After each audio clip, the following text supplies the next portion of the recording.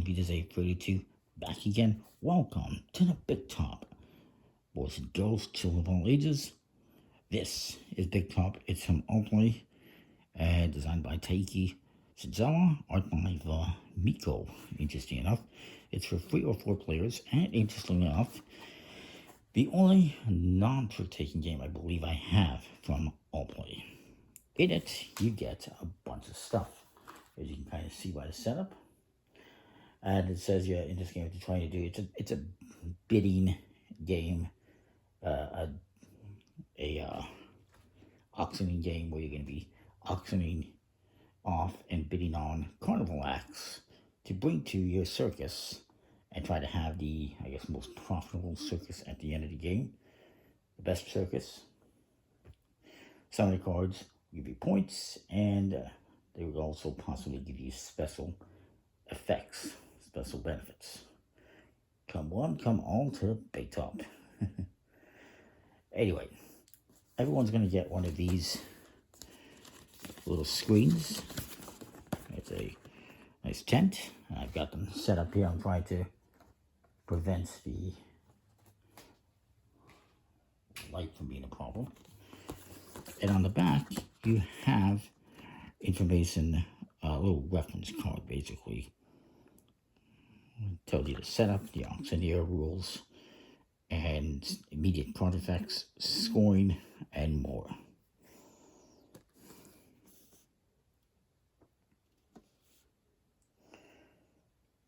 So, setup. And I'll talk about some other stuff as well. Each person's also going to get a Ringmaster card.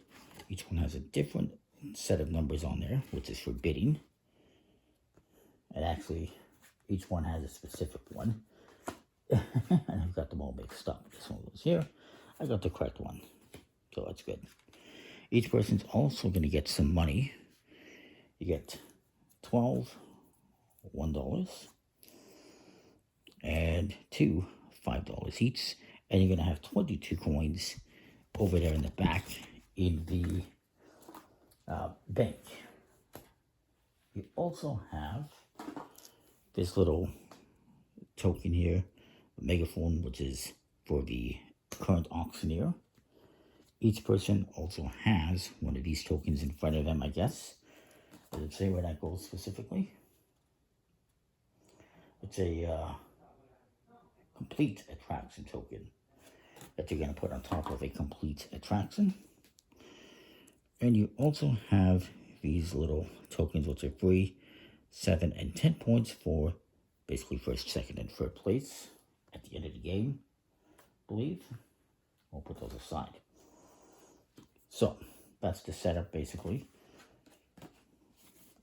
$22 to the bank. So each player gets $22 as well. It's 2 5s and 12 1s. It's 22. And 22 1s to the bank. You're going to take, you have one card in here. I can show you these are all different acts, like equestrian and acrobats and knife throwers and jugglers, clowns, all sorts of clowns. And the clowns, they have different actions on them that you can do. Different cards also have different stars. If you don't happen to have any stars at the end of the game, you did not win at all. You are out. But there's also this game end card. And you're going to take this and put it amongst the bottom 5 cards and put that to the bottom. Once that comes out, the game will come to an end. So you're going to flip over a top card, whoever is the current auctioneer. We'll say I am, since I have the microphone. And we're going to auction off that card. The auctioneer will draw a card and then choose 1 or 2 cards in hand to auction off. And actually, we're going to have, I forgot, each person's going to have a card dealt to them. And so I have this in my hand. Whoever is the auctioneer draws a card. And then they choose one of these to auction off. So maybe I'm going to auction off this acrobat. Let me just kind of sub this over a little bit. And I'm going to keep this one in my hand for later on. As the auctioneer, I will make the first bid, and believe if I recall correctly, it has to be one of these values that I have in front of me.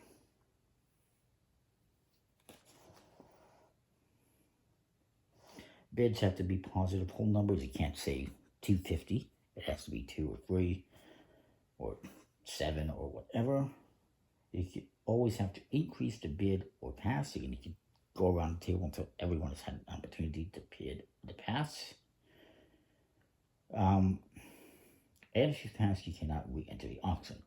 Whoever wins pays an amount they bid to the auctioneer and places the attraction in front of your screen. If the auctioneer wins, they pay the bank. So if I am the only one who wins or plays the auction here, if I make a bid and I'm the only one who makes a bid, I have to pay the money to the bank. If somebody else wins, they would pay me as the auctioneer.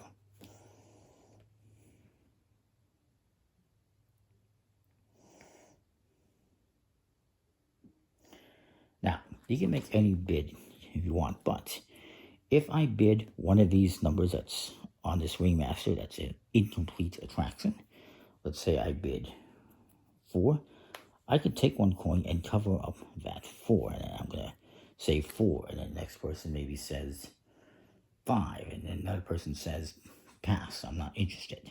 If that would happen, this person would win with 5, they would give me 5, and they would collect the card. This is going to go to the left. They're going to become the auctioneer, rinse and repeat.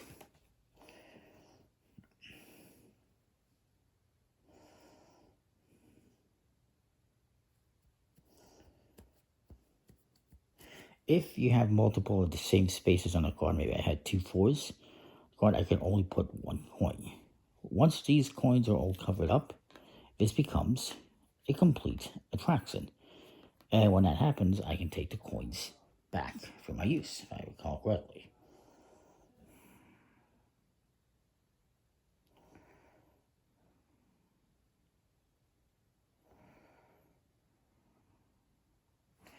Incidentally, as I point out, let's change this, let's rewind this. Let's say I say 2. Since there is a 2 on this card, or I could say 6, I would put a coin here. I would also take one from the bank and put it on this 2. And whoever wins this is going to get that coin. So it's an interesting little auction game, where you're trying to complete attractions, you're trying to win attractions in the auction, and you're trying to get paid as well. And you're not afraid to say 2. You might be giving somebody a coin, but then if somebody else wins the auction, maybe this guy bids 6, for instance, or 5. Let's say he says 5, or maybe he says 6, and he's going to take one from the bank and put it on there, since there is a 6. And then this guy passes 2 hits for his blood. This guy wins. He's going to take this and these coins and bring it over to his side.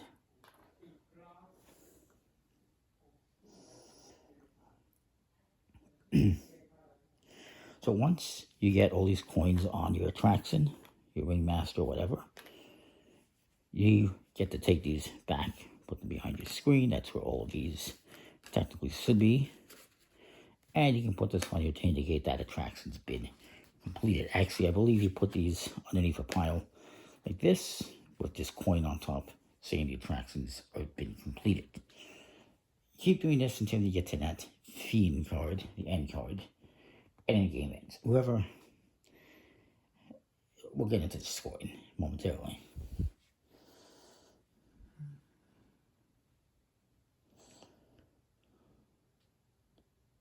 I should point out, you can use coins that are incomplete attraction cards to pay for your bid, or cover the other spots when you make a bid later on. But if you do that, you're going to need to cover that spot back up to complete that card. So keep that in mind. You can never cover spaces with a $5 coin. If you need to make change at the bank, you may do so.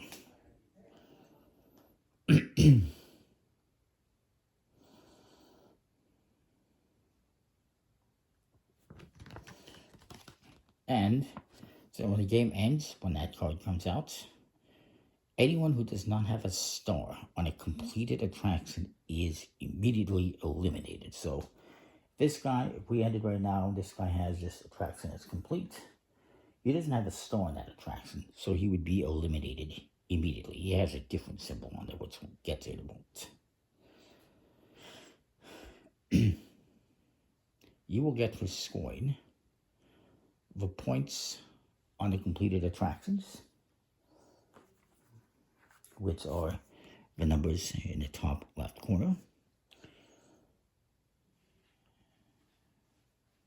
Scoring, it will score from completed clown cards, which is described on your player screens. 1 point for every $5 that is still behind your screen, if you happen to have $5 behind your screen. And also on unfinished attraction cards. And whoever has the most stars on completed attractions gets points. Whoever has the most gets this 10-point star token. Second most would get 7 points. And third most would get the third.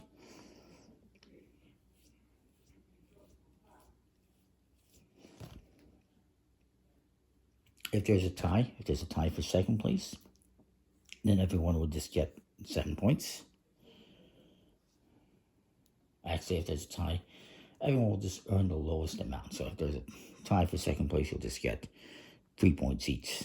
If there was a tie for first, you each get that, basically.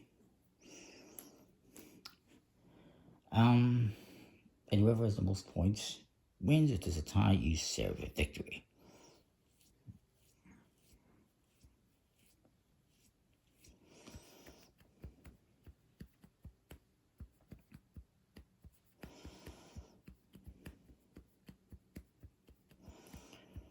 And let's just see here. We'll look at some of the other stuff. So there's symbols that are on the cards. Some of them have 1 star. Some have 2 stars.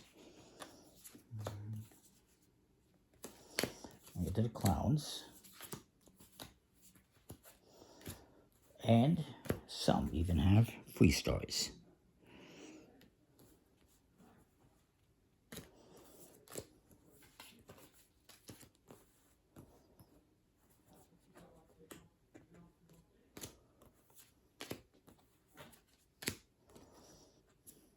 I'll put those aside. So then there's some other symbols here to note. And I gotta hurry up because my battery's running low.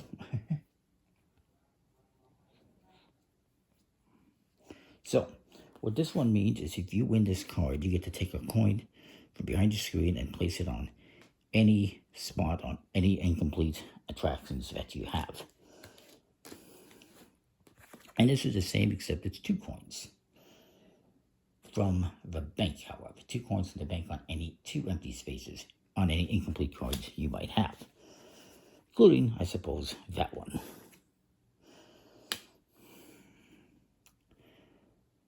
And the clowns have different symbols on them with these cards.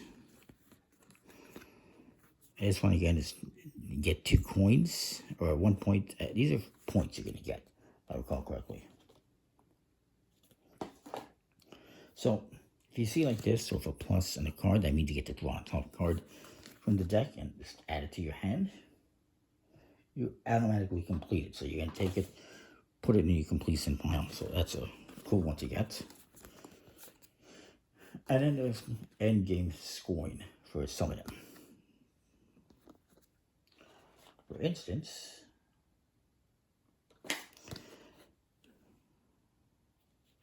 this one will give you 1 point for each completed card that you have.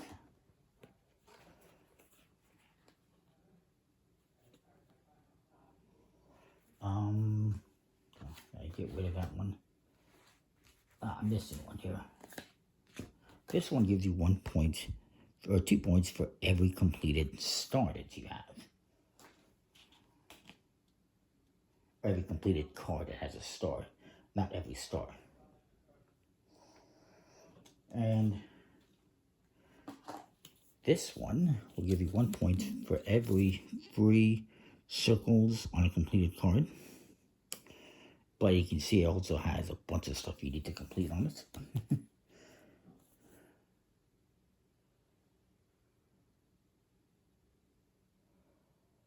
This one is 2 points for every completed card that scores 5 or less, including clown cards.